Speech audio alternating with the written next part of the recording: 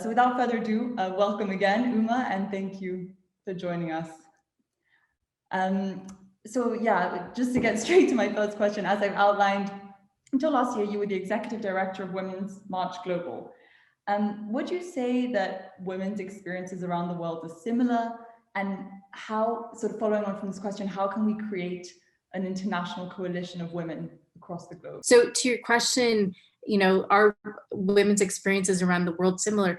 Absolutely, our experiences are not dissimilar. I think the challenge, however, is that the volume that you see for a particular group of women varies across the board in the same issue. So a really good example of this, which is happening right now, is the suspected murder in the UK of Sarah Everhart, the 30-year-old, 30-something-year-old woman whose murder is suspected, and the attention that has gotten versus in the fall last year, Blessing Olusegun, who was murdered in Sussex. Police have said that there's nothing to investigate, and the level of noise, and Blessing is, was a Black woman, Sarah is a white woman.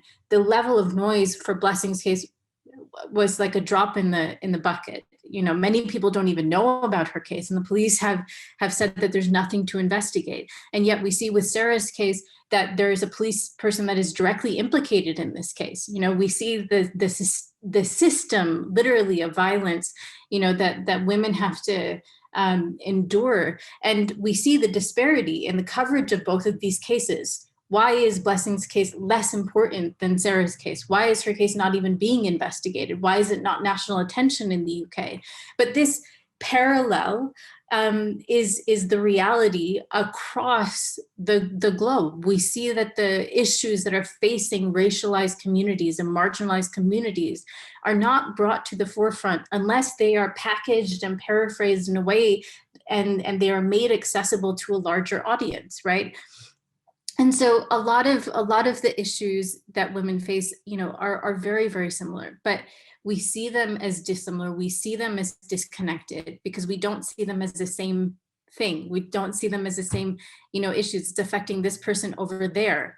And I don't know them. They're of a different identity than me, but it's the same thing. It's the same issue, So these, creations, your second question was, how can we create an international coalition of women across the globe?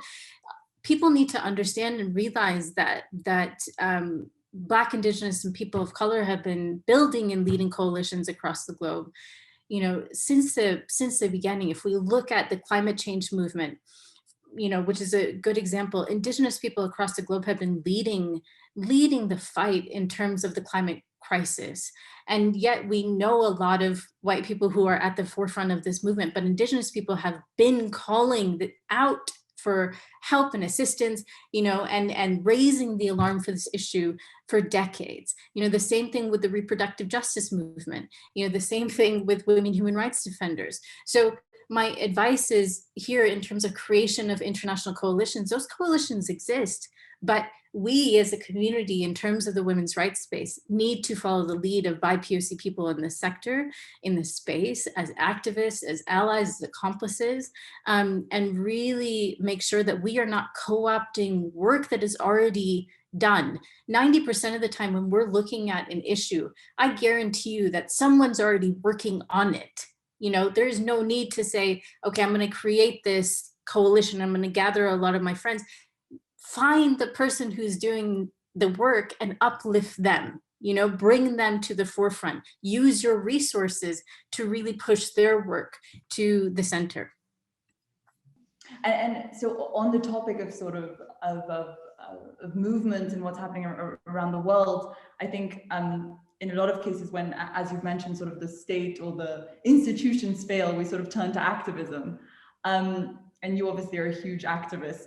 Is there any advice you would give to those amongst us who want to get involved in activism today?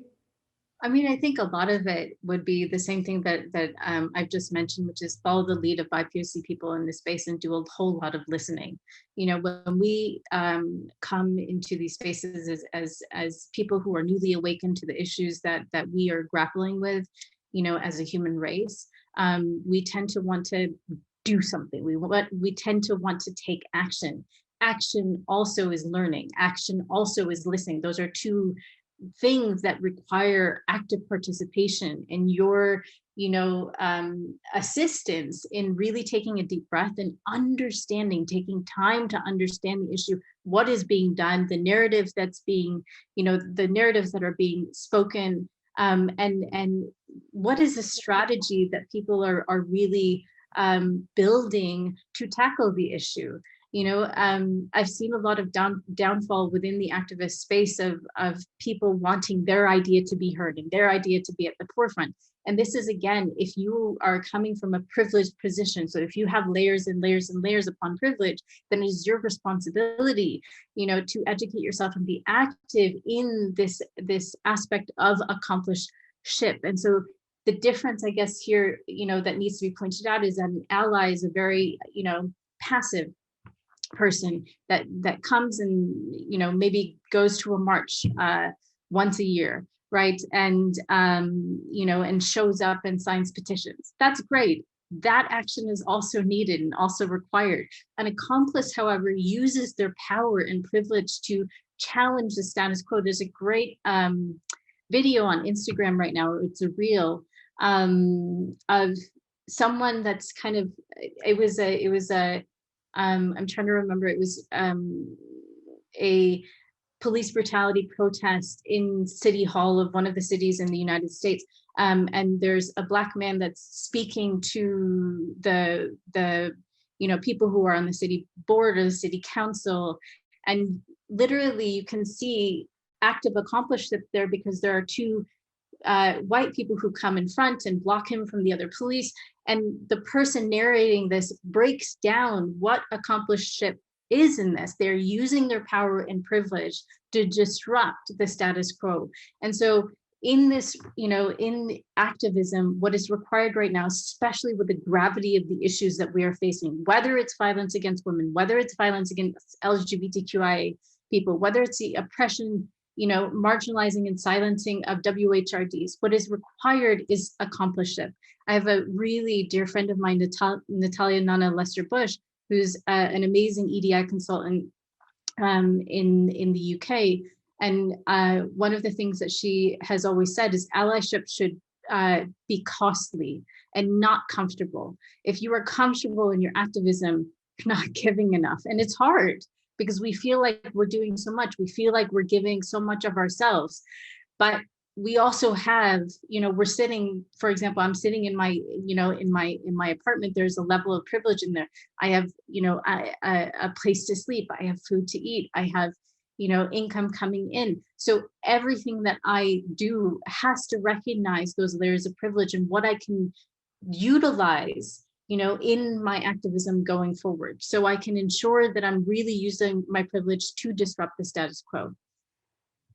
Yeah, I think maybe also another added challenge is in this sort of quick fix world with all this noise, all this thing happening. It's also, we sort of sometimes might tend to like oversimplify or just sort of scratch the surface of problems. But just to follow up on that, and with this advice in mind, like where would you start if you're someone that's never been involved? How did you start, maybe, or just because it's hard sometimes to think like, oh, what is my local community? How can I make an impact? How can I measure my impact? How can we sort of get involved firstly?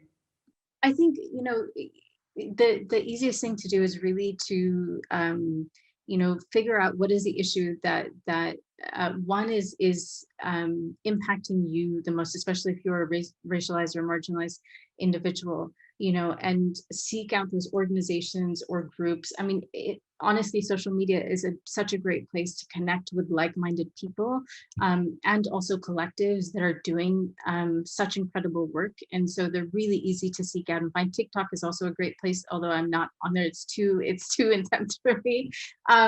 But social media is a really good tool to be able to connect with those collectives and those groups and those organizations that are doing the work.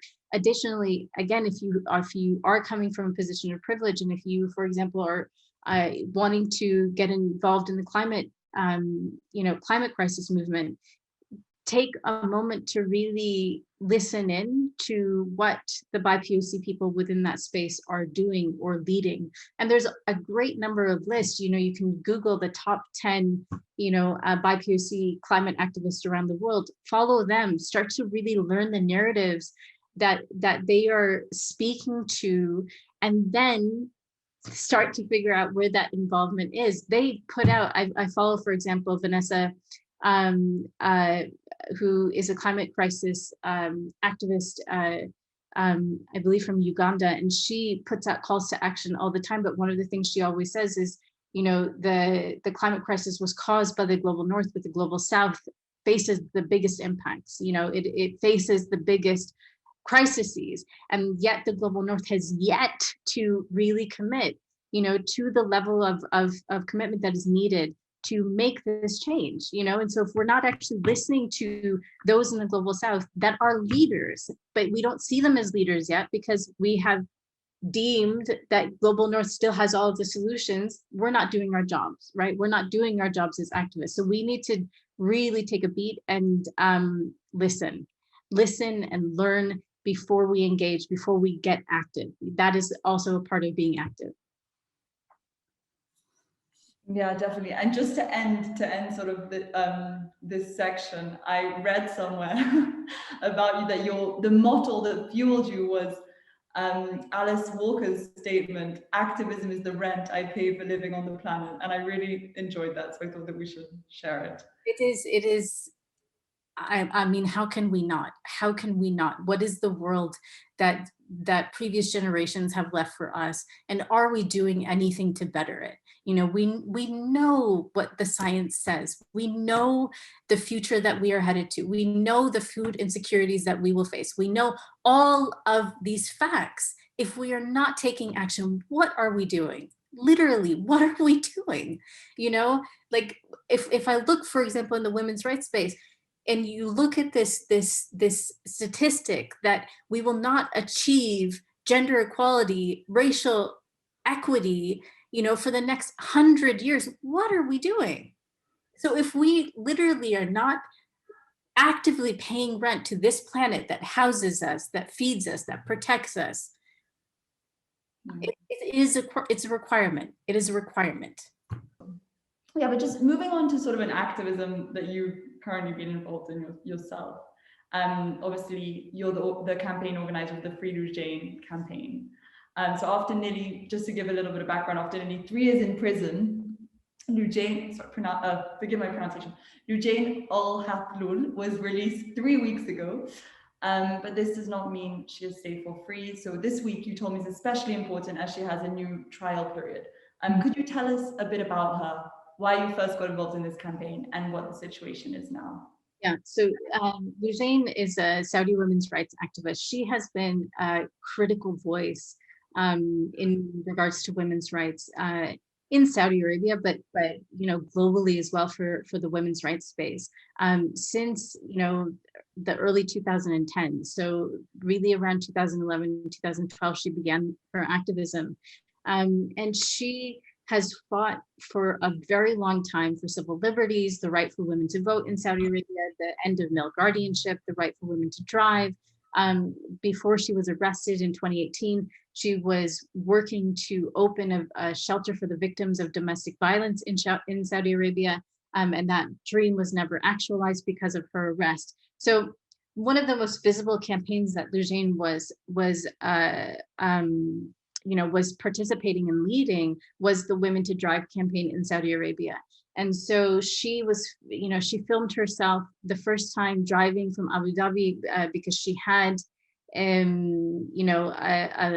Emirati license. And she filmed herself driving across the Saudi border where she was arrested. She's been arrested multiple times. And so she was arrested in her most recent arrest in May 2018. And this was just 2 months shy of when the driving ban in Saudi Arabia was actually lifted.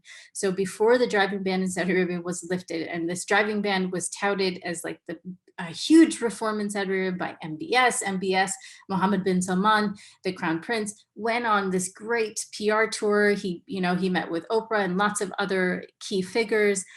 did a massive PR campaign. Vogue Arabia had, you know, a princess in a car, you know, so they splashed this PR everywhere of that the driving ban has been lifted. The driving ban had been lifted, but they arrested 2 months before around 11 activists, including Loujain, who had fought for that very right to drive. They arrested them, they illegally imprisoned them and detained them and tortured them.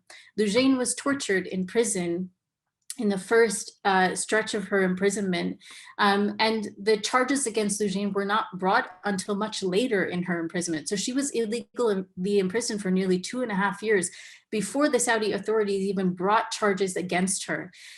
In the past, I would say 3 months, so in 4 months, November of last year and December, that's really when we started to begin to see movement on her case. And, you know, it's hard to not link that to as well the momentum behind the change of administration in the United States. And so Loujain, you know, has spent now, she spent 1,001 days in prison. She was released in February, but she was sentenced in December to 5 years and 8 months in prison, and she was able to be released because of the time served. But her sentencing includes a 3-year probation, during which time she cannot pursue her activism, she cannot be public, she cannot, she's being monitored by the very government, the very security system that arrested her in the first place. She also is placed on a 5-year travel ban, which means she cannot leave Saudi Arabia. She cannot talk publicly about her release. She cannot celebrate her release. This is not freedom. It's not freedom. This week, we saw the appeal hearing for the sentencing. Loujain filed an appeal for the sentencing, and unfortunately, the judge denied the appeal. And so we have to continue to fight, because we are very clear that this is not freedom. Loujain cannot move freely. She has no autonomy. She cannot speak freely. She cannot pursue her activism. And so we have to continue to fight. And so for me, to go back to your question that you asked, how did I get involved in the campaign? When I was executive director of Women's March Global, when the activists were first arrested in May of 2018, we launched a campaign with 6 other organizations. And we really worked to ensure that we were not, 1, duplicating efforts, but 2, aligning actions and advocacy opportunities so that we had the biggest impact, possible to fight for these imprisoned defenders, many of whom their families, are afraid of speaking out because of security risk. Because Loujain's family, is pretty much split in 2, so she has 3 siblings outside of Saudi Arabia. Those 3 siblings have been leading the charge for her fight. And when I saw how exhausted they were and how little resources they had to do the day-to-day campaigning and advocacy, I volunteered to help really start to bring the campaign together. Okay, and before I ask the next question, would you like to share the video for the campaign as well? Yes. Absolutely.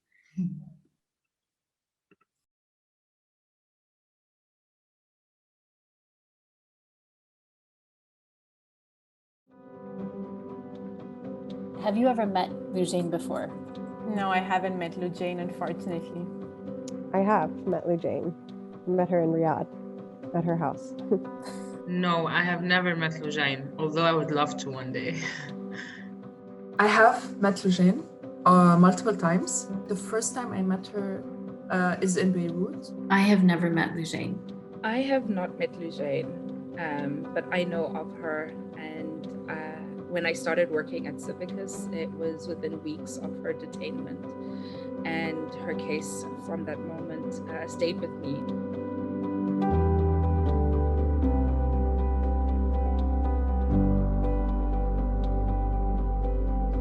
She's my friend and I love her and she's an inspiration.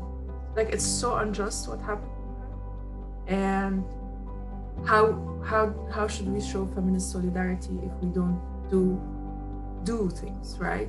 And we should be really intentional about what we're doing. I'm intentional in my support to Loujain. I'm intentional in every word I say when I speak about Loujain. As she was also, like she knew what she was doing. She wasn't like, oh, I'm just going to drive my car and see what happened. No. She exactly knew what she was doing, and it was a risk that she was willing to take. Loujain has fought for what's right and basic freedoms at a very, very foundational level. You know, the end of male guardianship, the right to drive, that men and women would be treated as equals. Those are things that many of us believe in, and she is a hero. She's always done it tactfully, peacefully, so she should be celebrated, and rather than vilified like she has been and defamed. I want to fight for Loujain because when I see her, I see a strong and free spirit that has managed to somewhat terrify the authorities and also unveil their weaknesses. And also fighting for Loujain is about honoring her courage and determination, but I think it's also about defending the defender. And ultimately, we want to see her free so she can use that freedom to help and assist and defend others in Saudi Arabia. For me, like, she really inspires me with her bravery and her sacrifice. And she should have never been targeted, been imprisoned, been tortured for what she did. She should have only been celebrated, awarded. You know, Saudi Arabia should have named a national day around her. Loujain represents, I think, the hope that we all have, that our aspirations as women, as human beings, would be honored and held in equal regard. We celebrate her courage and her defiance and her rage, right? Because I think we all have that within us. We've seen where women are leading protests around the world, and Loujain's name is mentioned as a light and an example of what we can do if we nurse our fear, but we also sit deeply with that discomfort, knowing that we could pay the price, but it would be worth it. What Loujain has done and what she continues to do is to disrupt what it means to fight and what it means to show up and what it means to literally live this truth of none of us are free until we all collectively are free. And so I fight for her because I know that she would fight for me. I know that she would fight for my daughter. So it would be stupid for me to not fight for Loujain.